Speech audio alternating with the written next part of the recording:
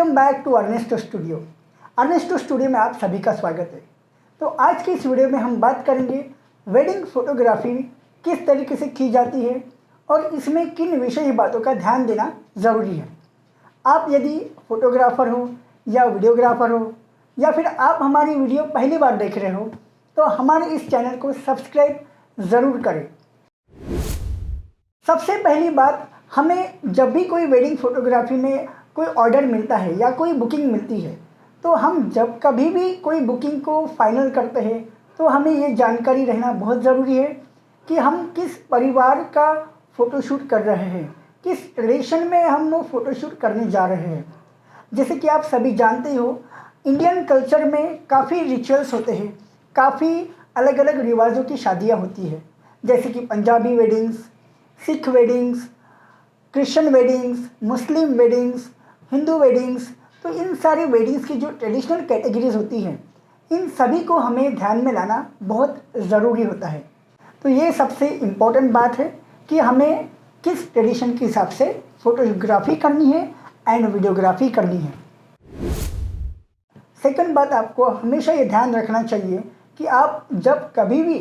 कोई भी वेडिंग को बुक करते हो तो आपको यह ध्यान होना चाहिए कि आप दूल्हे के साइड का फ़ोटोग्राफी फाइनल कर रहे हो या फिर दुल्हन के साइड का। अगर आप दुल्हन के साइड का फ़ोटोग्राफी साइन करते हो तो आपको कुछ विशेष बातें ध्यान में लाना बहुत ज़रूरी होता है। जैसे कि आप सभी जानते हो कि हर किसी परिवार के लिए, हर किसी फैमिली में एक लड़की अपने परिवार में कितनी इम्पोर्टेंट होती है और शादी एक ऐसा समारोह है जो कि उनके पारिवारिक जीवन में जितना भी समय उन्होंने अपनी बेटी के साथ बिताया है वो एक मोमेंट शादी के दौरान हमें उसे कैप्चर करना होता है।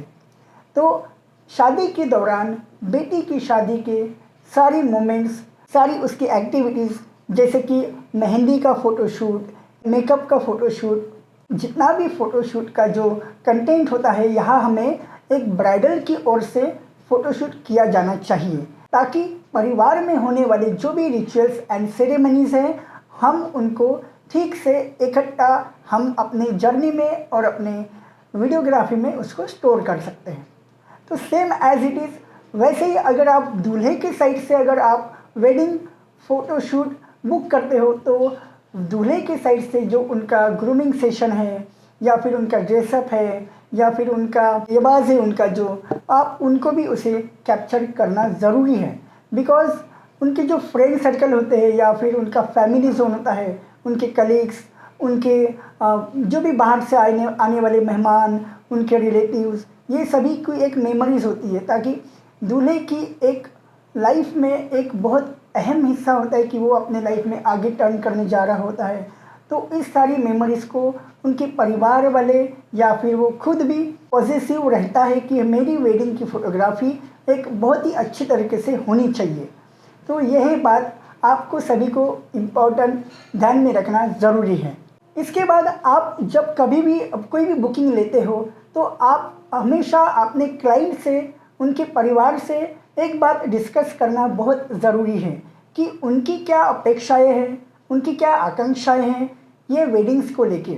अगर कोई किसी की कुछ खास आकांक्षाएं होती है कि हमारा बेटे का वेडिंग इस तरीके से शूट होना चाहिए, हमारी बेटी की शादी का वेडिंग सेरेमनी इस तरीके से शूट होना चाहिए, हमें हल्दी में ये सब चीज़ें करना है, हमें संगीत में ये सारी चीज़ें करना है, हमें ड्रोन से शूटिंग करना है, हमारी डोली से आने वाली एंट्री का शूटिंग करना है। तो इन सारी बातों का आपको डिस्कशंस अपने क्लाइंट के साथ में करना बहुत ज़रूरी होता है ताकि उनकी जो अपेक्षाएं और आकांक्षाएं होती है आप उसे ठीक से उनके वेडिंग सेरेमनी में समझ पाए। यह बात जानने के बाद आपको एक बात का और ध्यान रखना ज़रूरी है, आप जिस फैमिली का वेडिंग शूट कर रहे होते हो उस फैमिली का जो लोकेशन है, एक तो मेहंदी का लोकेशन बोलो या फिर शादी का लोकेशन, जो लोकेशन पे वो शादी या वेडिंग, हल्दी, ये सब सेरेमनीज़ रखी जाती है, आपको उसका पहले संपूर्ण ऑलवेज होना चाहिए ताकि हम किस वेडिंग लोकेशन में अपना शूट करने जा रहे हैं। हो सकता है कभी कभी हम ग्रैंड वेडिंग्स की शूट के लिए भी प्रिपरेशंस कर सकते हैं। जैसे कि आप जानते हो अभी डेस्टिनेशन वेडिंग्स होती है, कोई पुल साइड वेडिंग्स होती है, कोई बड़े बड़े होटलों में वेडिंग्स होती है, तो कहीं लॉन्स में भी होती है। तो कई विशेषताएं होती है लोकेशंस की। हम जब कभी भी लोकेशंस की स्टडी करके फ़ोटोशूट करते हैं या सिनेमेटोग्राफी करते हैं तो हमारे वीडियो में एंड फोटोग्राफी में काफ़ी इम्प्रूवमेंट आ जाता है। तो हमेशा ध्यान में रखिए, आप जब भी कभी वेडिंग फ़ोटोशूट फाइनल करते हो या क्लाइंट से आप जब कभी भी बुकिंग लेते हो तो लोकेशन के बारे में ज़रूर डिस्कस करिए। उसके बाद हमें वेडिंग्स के दौरान हम जब रिचुअल सेरेमनी में होते हैं तो हर कैटेगरी में अलग अलग रिचुअल सेरेमनीज होती हैं। जैसे किसी में सप्तपदी का होना होता है, बुद्धिस्ट वेडिंग में होता है कि पंचशील वेडिंग होती है। ये सारी अलग अलग सेरेमनीज़ में हम अपने जो मोमेंट होते हैं इनको एक्चुअल में कैद करना बहुत ज़रूरी होता है, क्योंकि अगर हम ये रिचुअल्स और ये फेरों की जो मोमेंट्स है अगर हमने इसको कहीं पर भी मिस कर दिया या फिर हमने इसे अवॉइड कर दिया तो एक्चुअल वेडिंग का जो मीनिंग होता है या फिर एक्चुअल वेडिंग का जो महत्व होता है हम उसे खो दे सकते हैं। और हमारे क्लाइंट और हमारे जो फैमिली मेम्बर्स होते हैं जो ये वेडिंग को देखने वाले होते हैं,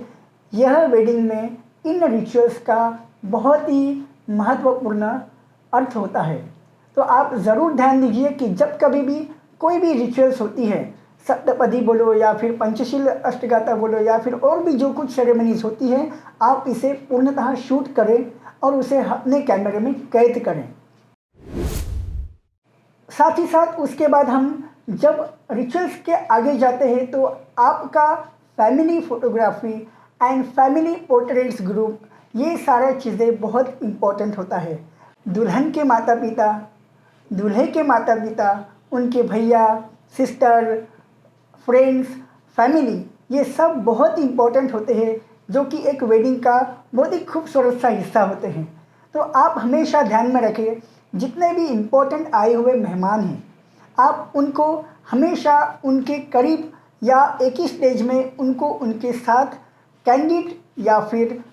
ट्रेडिशनल में उनका एक ग्रुप फ़ोटो लेना बहुत ही ज़रूरी होता है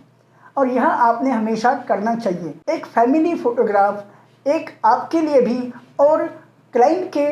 उनके फ्यूचर के लिए भी एक बहुत ज़रूरी होता है, ताकि हर कोई व्यक्ति उस फ्रेम में आए और उनके जीवन में, उनके आगे के काम में वो हमेशा उनके मेमोरीज में बने रहें।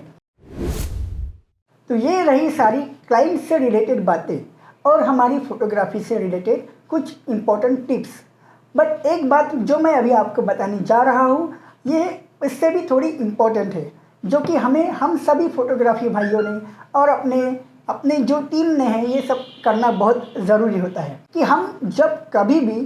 कोई भी वेडिंग का बुकिंग लेते हैं तब हमें हमारी टीम के साथ काम करना है या फिर हमें कोई एक्सपोजर को उसको हायर करना है या फिर कोई एक्सपोजर को हम वहाँ पे वेडिंग में लगाने वाले हैं। तो इस चीज़ को आपको ध्यान में लाना बहुत ज़रूरी होता है। अगर आप डायरेक्ट वेडिंग में अगर आप फ़ोटोशूट करते हो और इस वेडिंग सेरेमनी की जानकारी अगर अपने टीम के मेंबर को या अपने एक्सपोजर को, एक फ़ोटोग्राफ़र को अगर उस सारी सिचुएशन की जानकारी नहीं होती है तो वो वेडिंग फ़ोटोग्राफी में जितना रिज़ल्ट हमें मिलना चाहिए उससे कम रिज़ल्ट हमें डेफिनेटली मिलेगा। बिकॉज़ उस चीज़ की तैयारी वो फ़ोटोग्राफ़र को पहले से ही होना चाहिए। अदरवाइज़ अगर वो फ़ोटोग्राफ़र प्रिपेयर नहीं रहता है तो वो सेरेमनी का जो फंक्शन का जो मेन डाटा है, जो एक क्रिएटिव डेटा है जो अच्छे लेवल का होना चाहिए, वो वहाँ से छूट जाएगा। तो मेरी आप सभी से दरख्वास्त है कि आप कभी भी आपकी टीम लेके जाते हो तो आप हमेशा अपनी सारी टीम को या अपने मेंबर्स को स्टडी आपके वेडिंग फ़ोटोग्राफी के पहले ही दिन ही करा देना चाहिए। तो इससे आपका फ़ोटोग्राफी टीम भी इम्प्रूव होगा और आपका काम भी इम्प्रूव होगा।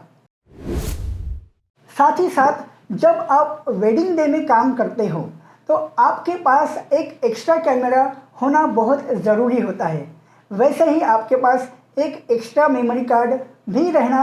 काफ़ी ज़रूरी होता है। वेडिंग सेरेमनी के दौरान काफ़ी भागा दौड़ी होती है, कभी यहाँ कभी वहाँ, कहीं यहाँ जाओ कहीं वहाँ जाओ। तो इस दौरान हमें जो मोमेंट को कैप्चर करना है और उस मोमेंट में अगर हमारी बैटरी डेड होती है या फिर हमारा कैमरा हैंग हो जाता है, तो इस सिचुएशन में हमारे पास एक ऑप्शन में एक कैमरा एंड ऑल्सो एक मेमोरी कार्ड भी हमारे पास होना ज़रूरी होता है, ताकि आपकी जो वेडिंग वीडियोग्राफी है एंड फोटोग्राफी है वो कहीं मिस ना हो जाए। और अंततः आपको एक बात सबसे इम्पोर्टेंट ध्यान में रखना ज़रूरी होता है कि जिसके लिए हम ये वेडिंग फोटोग्राफी कर रहे हैं वो एकमात्र दूल्हा और दुल्हन, इन्हें हमें लास्ट में उनका कपल शूट बिना किए हमें उनको अलविदा नहीं करना है, ताकि उनकी जीवन का एकमात्र ये बहुत ही महत्वपूर्ण समय होता है जो कि दोनों कपल के लिए आने वाले फ्यूचर में बहुत मेमोरेबल रहता है। तो आप कभी भी वेडिंग फोटोग्राफी करते हो तो अंततः या फिर थोड़ा समय निकलने के पहले आप कैंडिड वेडिंग फोटोग्राफी का जो कपल शूट है वो करना बहुत ज़रूरी होता है। अगर कपल का आप वेडिंग फ़ोटोशूट नहीं करते हो तो आपकी जो एल्बम बनने वाली होती है उसमें जो फ़ोटोग्राफ्स आप ऐड करने वाले होते हो उसकी जो शोभा है वो ऑलरेडी कम हो जाती है, और आपको कभी कभी क्लाइंट भी इस बारे में आपको टोक सकते हैं, आपको इस बारे में बोल सकते हैं कि आपने हमारी कपल शूट क्यों नहीं की या आपने हमारे कपल शूट के फ़ोटो ही नहीं खींचे। तो आपको इससे सावधानी मिलेगी और आपको हमेशा अपने क्लाइंट को एक अच्छा काम देने का मौका मिलेगा। तो चलो, यही सारी टिप्स एंड ट्रिक्स है जो मुझे आपको बतानी थी। आई होप दैट कि आपको ये जानकारी और ये सारी बातें बहुत अच्छी लगी। आपको और जानकारी जानने के लिए हमारा चैनल सब्सक्राइब करें, और आपको यह वीडियो कैसी लगी हमें हमारे कमेंट बॉक्स में लिख के भेजें और हमारा चैनल सब्सक्राइब करें। Thank you so much.